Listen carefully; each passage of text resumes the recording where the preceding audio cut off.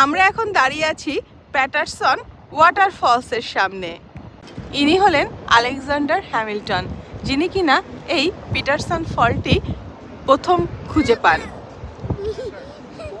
এই ফলসটি প্রায় 12,000 বছর পুরাতন।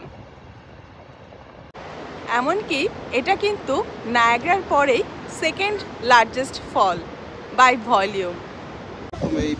এখানেই ছিল হাইড্রো ইলেকট্রিক পাওয়ার প্ল্যান্ট, সেটার ইতিহাস এখানে দেওয়া আছে। প্যাটারসন শহরের প্রথম ইলেকট্রিসিটি এখান থেকেই আসে।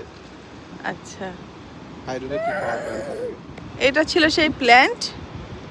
আর এই আমাদের ফলসটা কিন্তু অনেক বড়, যদিও এখান থেকে আমরা পুরাটা দেখতে পাচ্ছি না, কারণ এই ব্রিজটা এখন আপাতত কনস্ট্রাকশনে আছে, বন্ধ আছে। হ্যাঁ, এটাই সেই হাইড্রো ইলেকট্রিক প্ল্যান্ট। এখন হচ্ছে প্রিজার্ভ করে, এটা এখন ইয়ে হয়ে গেছে। রিশান, তুমি কি দেখছো?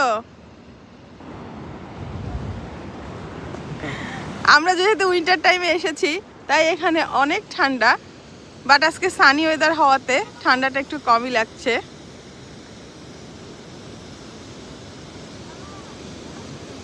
ফলটা আসলে অনেকটাই দেখতে নায়াগ্রার মতো, শেপটাও একদম নায়াগ্রার মতোই, মিনি নায়াগ্রা বলা যায়।